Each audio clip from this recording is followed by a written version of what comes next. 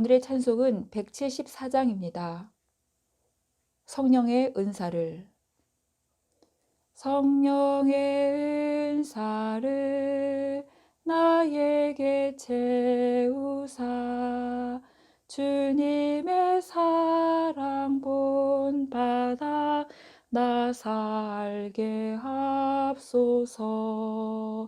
성령의 은사를 나에게 채우사 정결한 마음 가지고 나 행케 하옵소서.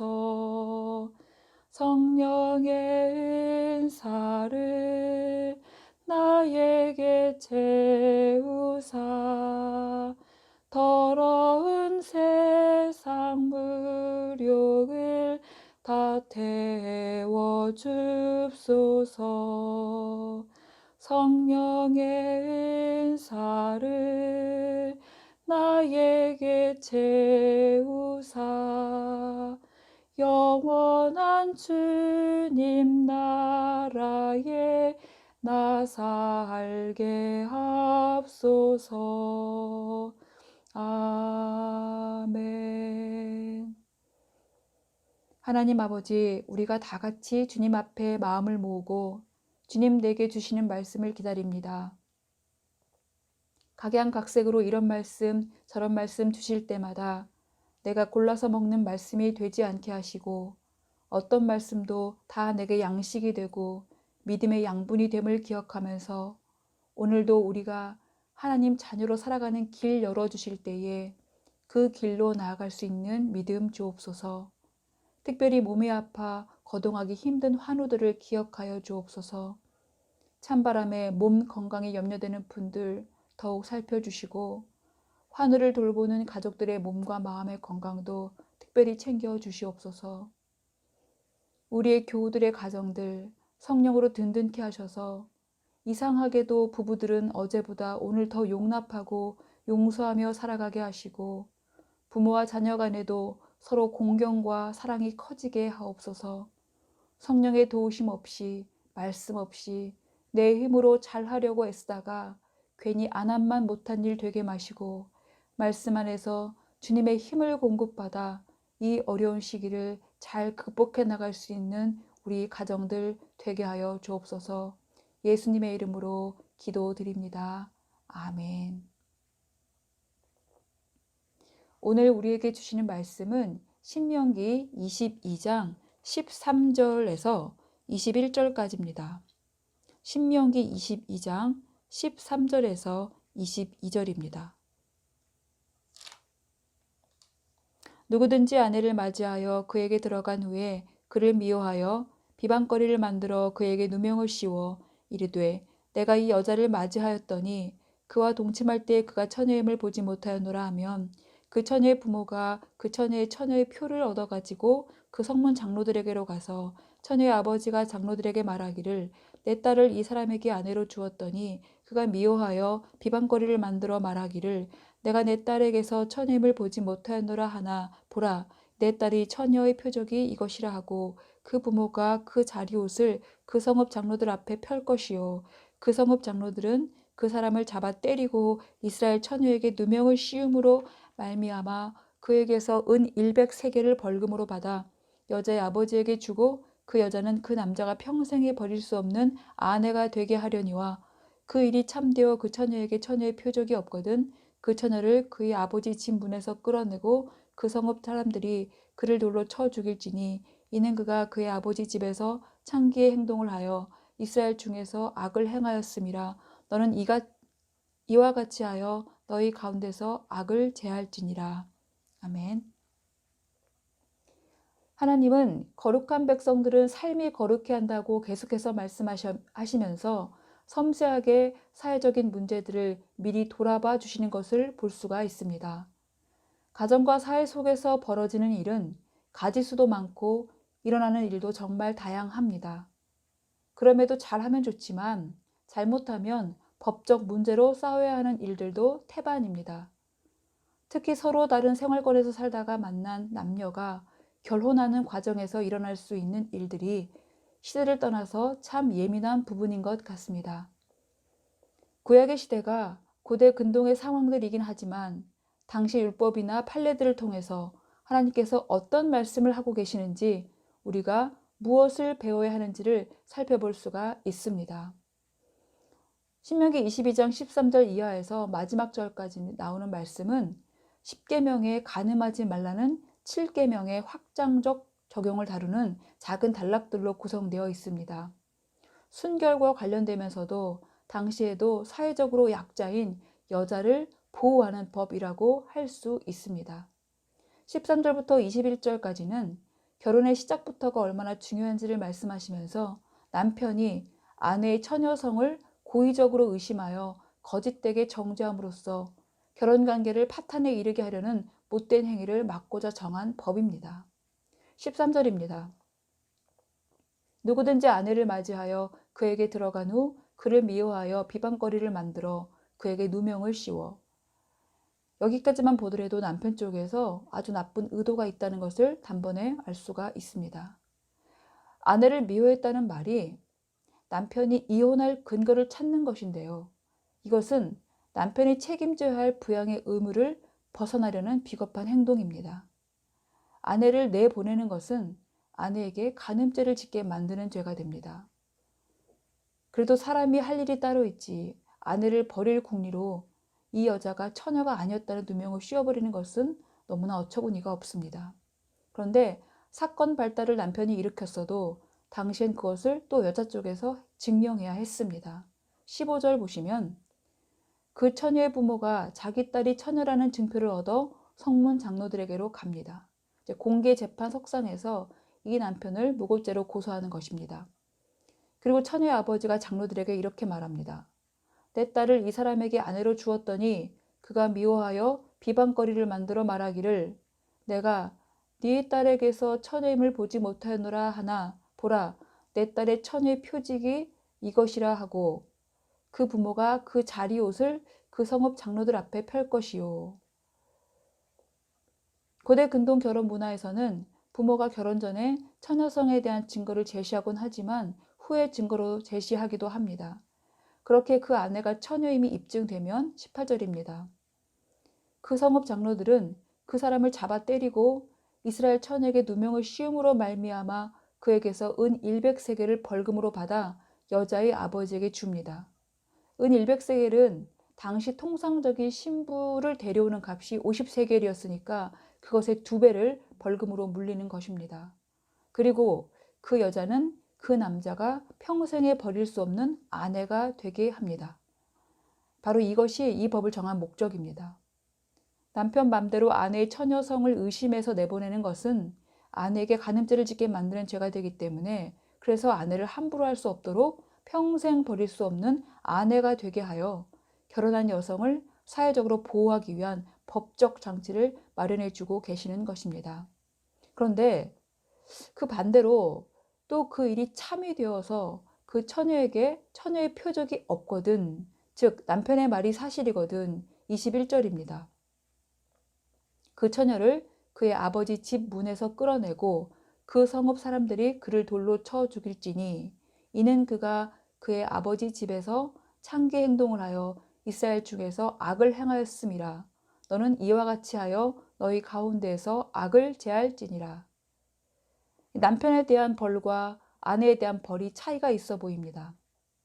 남편의 유죄는 태형에다가 벌금형에 평생 아내로 종신 이혼 불가로 살아야 하는 것이지만 아내의 유죄는 사형입니다. 왜 아내에게 더 무거운 중형을 내리는가? 21절이 그 이유입니다. 이는 그가 그의 아버지 집에서 창기 행동을 하여 이스라엘 중에서 악을 행했기 때문입니다. 간음은 10계명의 7계명이 간음하지 말라는 명령이듯이 하나님 앞에서 큰 죄악입니다.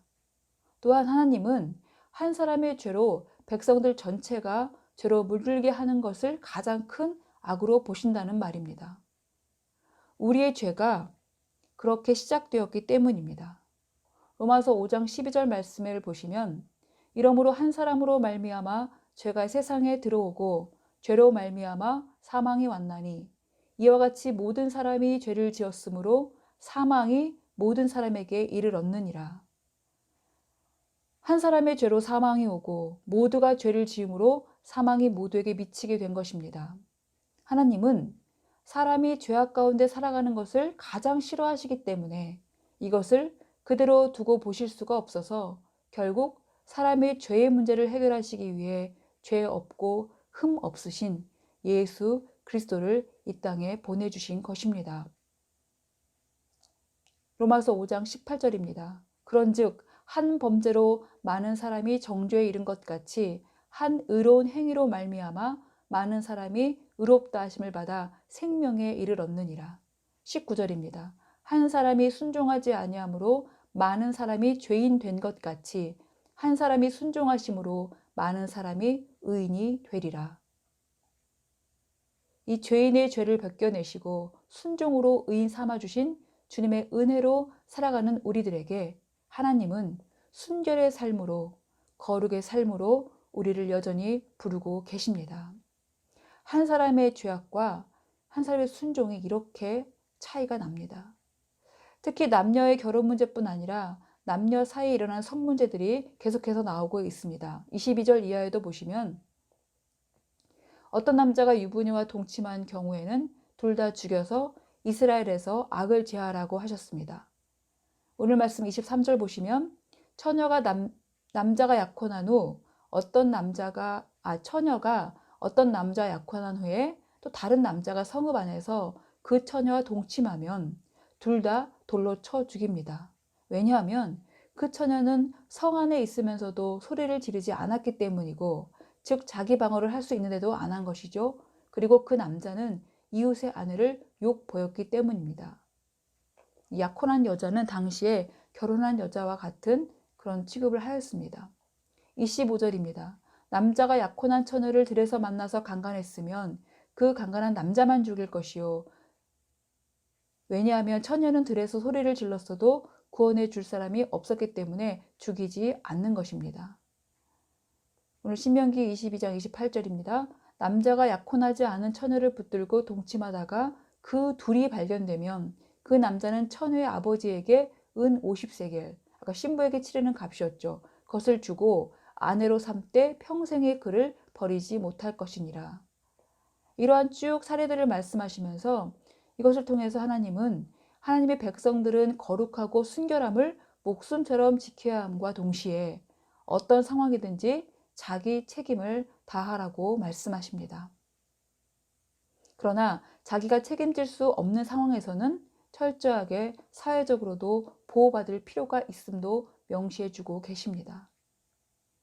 무엇보다 하나님은 나의 죄로 말미암아 공동체 전체가 죄로 물들어서 악한 일에 가담되는 것을 철저하게 막으시면서 그보다 더 큰 악은 없다고 거듭 말씀하고 계십니다. 우리도 한번 우리가 속한 공동체를 돌아봅시다. 가정이든 사회든 교회든 나의 작은 죄 하나로 인해 우리 공동체가 아프다면 그건 하나님 앞에서 악한 것입니다. 내가 부모님께 함부로 말하고 남편을 무시하고 아내를 미워하고 자녀를 주의 진리의 바른 길로 인도하지 못해서 가정에 불화가 찾아왔다면 그건 악입니다. 내가 잠깐이지만 무질서와 부정직과 정의롭지 못한 일에 동참해서 사회가 탐욕적이고 이기주의적이고 음란으로 넘쳐나고 있다면 그건 악입니다. 내가 교회에서 말씀을 따르며 복음적으로 행하지 못하고 나의 영향력을 가지고 세속적 가치관으로 생각하고 행동하려고 하고 다른 사람들에게 그걸 기준 삼게 만들고 예수님보다 나를 더 드러내고 사랑과 감사가 아니라 미움과 불평과 거짓에 치우쳤다면 그건 악입니다. 오늘 말씀은 결혼한 남자 여자의 문제로 시작하였지만 사실 혼전 순결은 이미 옛날 이야기가 되어버렸고 혼전 동거하여 살아보고 안 맞으면 결혼도 안 하고 마는 정말 내 맘대로의 세상, 자기 소견에 옳은 대로 살아가는 현대판 사사시대가 되어버렸습니다. 우리 믿는 자들이 타락한 사사시대를 종결짓는 사무엘처럼 말씀이 희귀하던 곳에 말씀이 들리게 되는 영적 회복력을 가지고 기도를 쉬는 죄를 범하지 말고 죄를 멀리하는 거룩한 삶을 살아가는 주님의 가정들 되시기를 간절히 소망합니다. 시대가 점점 어둠이 짙어지고 이제는 죄의 경계선이 수위가 너무 높아져서 웬만한 것은 죄도 아닌 세상이 되어버렸습니다. 하극상, 무정함, 가정은 무너지고 사회는 부패하고 교회는 사라지고 이 폐역한 세대를 보며 예수님의 탄식을 담아서 우리가 간절히 기도해야 할 것입니다. 주님, 이 땅을 고쳐주시옵소서. 악이 그리스도의 이름으로 다 도망가게 하여 주옵소서. 힘도 못 쓰게 하여 주옵소서. 우리 주님의 사랑하는 자녀들이 거룩한 삶을 삶으로써 어둠이 짙을수록 더 밝은 하나님의 나라를 이루어가는 믿음의 초석들이 되게 하여 주옵소서. 우리 이런 기도 제목을 가지고 함께 기도하시겠습니다.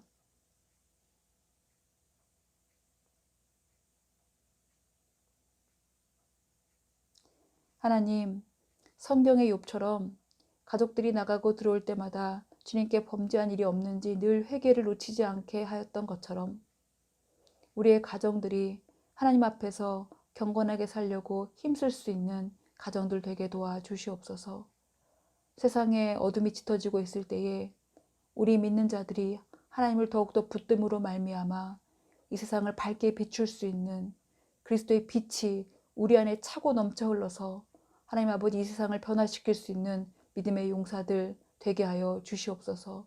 오늘도 주님께서 우리를 붙드시고 인도해 가시기를 간절히 바랐고 원하오며 모든 말씀 예수님의 이름으로 기도드립니다. 아멘.